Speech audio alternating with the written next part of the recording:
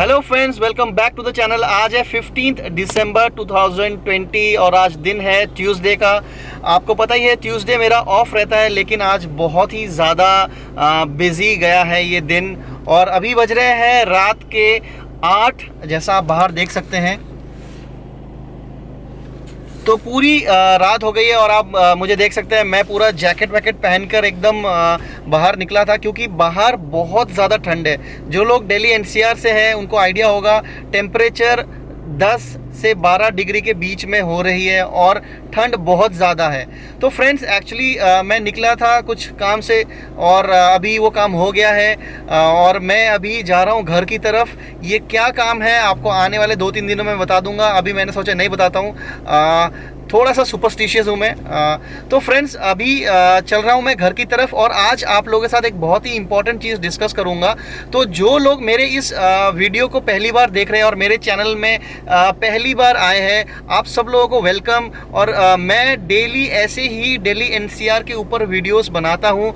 आज मैंने बहुत ही इंपॉर्टेंट सा एक टॉपिक सोचा है, तो अगर आप पहली बार मेरे वीडियो को देख रहे हैं, प्लीज़ मेरे चैनल को सब्सक्राइब कर लीजिए और इस वीडियो को अंत तक देखिए। अगर आप अभी इन नियर फ्यूचर कोई इन्वेस्टमेंट प्लान कर रहे हैं तो। एक्चुअली क्या हुआ, आज एक मेरे क्लाइंट है वो यूएस से इंडिया वापस आए हैं और सामने क्रिसमस है, तो शायद क्रिसमस और न्यू ईयर के सेलिब्रेशन के लिए तो आज मैं गया था उनसे मिलने के लिए। तो उनसे मेरी काफ़ी बातचीत हो रही थी। तो उन्होंने मेरे से यही पूछा कि शिशिर, मेरे को अभी एक इन्वेस्टमेंट करना है, तो मुझे एक कोई प्रॉपर्टी सजेस्ट कीजिए। और उनके माइंड में एक रेसिडेंशियल प्रॉपर्टी थी, किसी फ्रेंड ने उनको सजेस्ट किया था।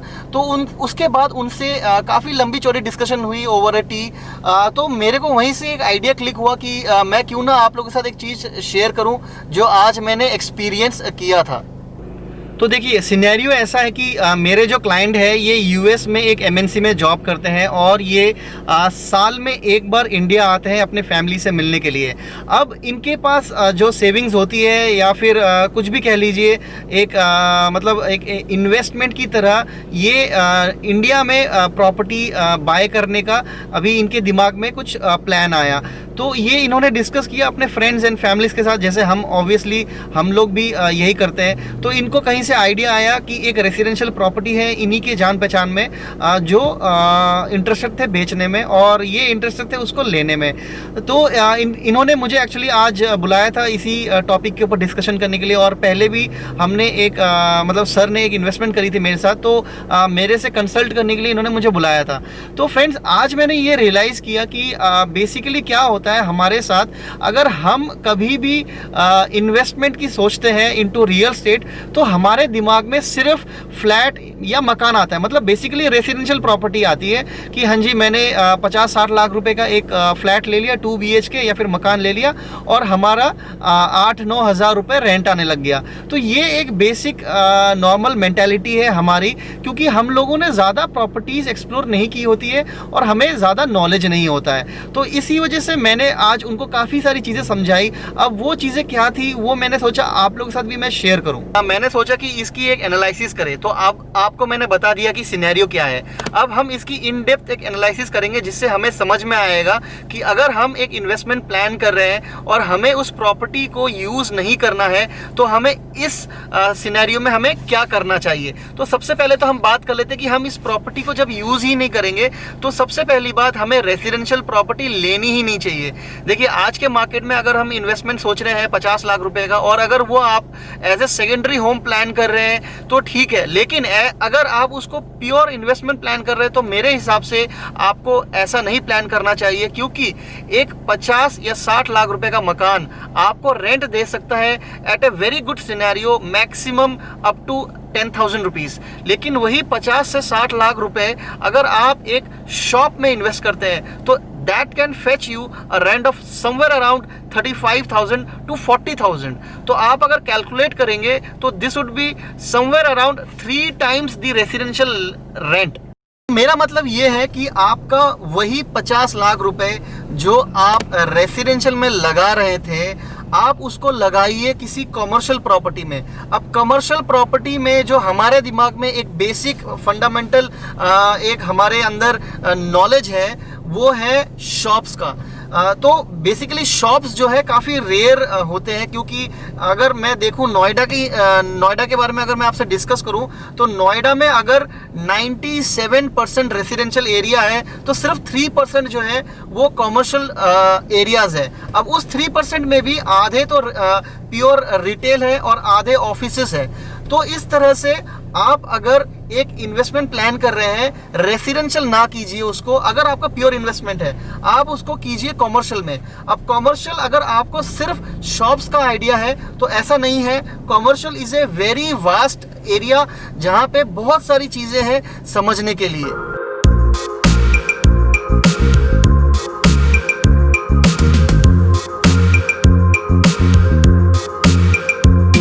तो जैसा मैंने आपको बताया, कमर्शियल में आपको सिर्फ शॉप्स नहीं मिलते हैं। कमर्शियल में आजकल बहुत सारी इन्वेस्टमेंट है। नंबर 1 है किसी मॉल में छोटा सा स्पेस।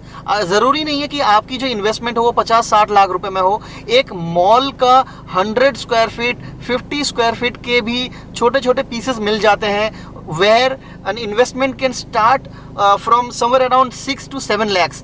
6 से 7 लाख रुपए की भी इन्वेस्टमेंट शुरू हो जाती है एक मॉल में। इसी तरह से आप ऑफिसेस में भी इन्वेस्ट कर सकते हैं। अगेन ज़रूरी नहीं है कि आप ऑफिस का पूरा फ्लोर ले या कोई एक पर्टिकुलर ऑफिस ले। आपको छोटे छोटे पीसेस में भी आपको ऑफिसेस मिल जाएंगे। नोएडा में काफ़ी पॉपुलर नेम है भूटानी ग्रैंड थम, भूटानी अल्फा थम। भूटानी का बहुत फेमस नाम है।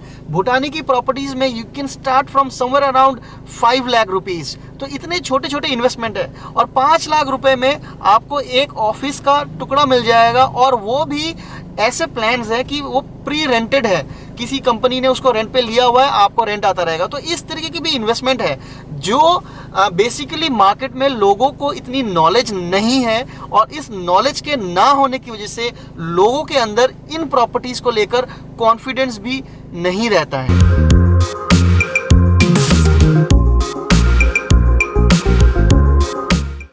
और एक बहुत इम्पॉर्टेंट चीज़ है जो हमें हमारे दिमाग में रखना चाहिए, वो ये है कि जब आप एक रेसिडेंशियल प्रॉपर्टी रेंट पे देते हैं फॉर ए रेंटल इनकम, तो उस रेसिडेंशियल प्रॉपर्टी में कोई फैमिली, कोई बैचलर रह रहा होगा जो उस प्रॉपर्टी को डैमेज करेगा। देखिए, हम चाहे कितनी भी डिबेट कर ले इस टॉपिक पे, यूसेज जब होगी तो डैमेज भी होगा। मैं ये नहीं कह रहा हूँ कि they will deliberately do it, but any how damage तो होना ही है जब वो यूज़ करेंगे 2 साल 3 साल 4 साल 5 साल। देखिए, आपके सिनेरियो में क्या है, आप एक इन्वेस्टर है, आप रहेंगे बाहर, आप अपने काम में बिजी रहेंगे और आपने एक फ्लैट दिया हुआ है रेंट पे, तो आपके दिमाग में ये टेंशन नहीं होना चाहिए कि हाँ मैंने जो फ्लैट दिया है वहाँ पे क्या हो रहा है। तो फ्लैट में आप कुछ मेंटेनेंस भी करवाएंगे तो it will bear some cost. लेकिन ऑपोजिट टू दैट कॉमर्शियल में उल्टा होता है। कॉमर्शियल में आप अपना जो ऑफिस है वो रेंट आउट करेंगे किसी कंपनी को, किसी इंसान को जो उससे एक बिजनेस रन कर रहा होगा फॉर अर्निंग। तो इसका मतलब ये है कि वो अपने उस ऑफिस को, I am very sure if कोई भी अगर अपना एक ऑफिस खोले तो he will keep his office maintained. और वो जो ऑफिस है वो दिन के 24 घंटे तो रन नहीं होने वाला है। सपोज आपने एक छोटा सा कहीं ऑफिस लिया है, वो ऑफिस आप किसी को देते हैं, that office will be operational for hardly 9 hours a day, maximum 10 hours a day. मुझे नहीं लगता 10 घंटे भी कोई ऑफिस रन हो रहा होगा। लेकिन एक रेसिडेंशियल प्रॉपर्टी जो है, it will be on a service of 24 continuous hours and every day a week. लेकिन ऑफिस के ऊपर ये बर्डन नहीं आता है। Office will be maintained because मैं बिजनेस रन कर रहा हूँ उसके अंदर। एंड दूसरा, हॉलीडेज में ऑफ रहेगा, दिन में 6, 7, 8, 9 घंटे मैक्सिमम ऑपरेशनल रहेगा। तो ये फायदे हैं कॉमर्शियल प्रॉपर्टी लेने का ओवर ए रेसिडेंशियल प्रॉपर्टी।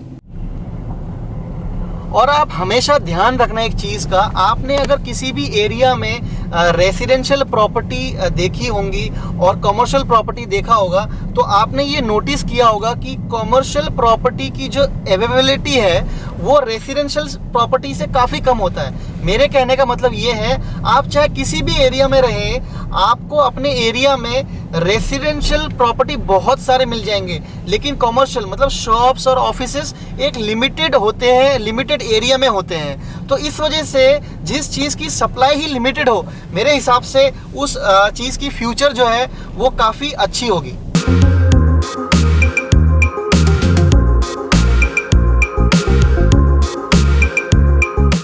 तो फ्रेंड्स, अगर आप भी ये सोचते हैं कि commercial property is not safe, residential property ज़्यादा सेफ़ है, तो ऐसा बिल्कुल भी नहीं है।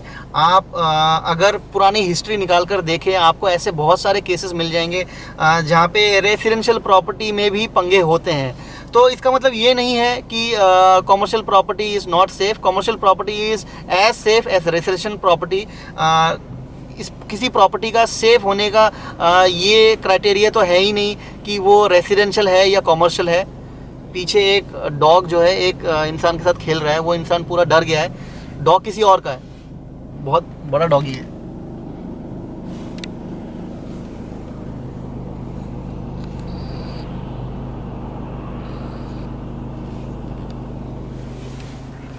तो फ्रेंड्स, आप भी अगर इन्वेस्टमेंट प्लान कर रहे हैं और आपको सिर्फ रेसिडेंशियल प्रॉपर्टी तक ही आप स्टक है, तो you please try one thing कि आप एक रियल स्टेट कंसल्टेंट को हायर कीजिए, उसके साथ कंसल्ट कीजिए। आई एम श्योर आप एक्सप्लोर करना चाहेंगे अगर आपको ये पता चलेगा कि आपके 1 रुपए के अगेंस्ट आपको 3 गुना रिटर्न आए कंपेयर टू रेसिडेंशियल प्रॉपर्टी।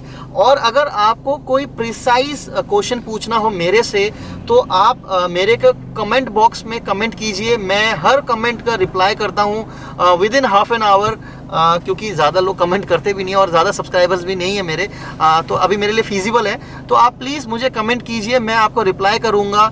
और अगर आपको ये वीडियो यहाँ तक आपने देखा है और अगर आपको पसंद आया है, तो प्लीज़ मेरे चैनल को सब्सक्राइब कर लीजिए। मैं ऐसे वीडियोस डेली अपलोड करता हूँ। और अगर आप दिल्ली NCR रहते हैं, तब तो आप मेरे चैनल को प्लीज़ ज़रूर सब्सक्राइब कीजिए, क्योंकि आपको दिल्ली NCR स्पेशली नोएडा के वीडियोस डेली मिलेंगे, कहाँ क्या हो रहा है। तो फ्रेंड्स, आज के वीडियो को यहीं पे हम फिनिश करते हैं। Let's keep it short and sharp. मिलता हूं मैं आपसे कल एक नए वीडियो में, एक नए एपिसोड के साथ, एक नए स्टोरी के साथ। तब तक अपना ख्याल रखिए। Take care.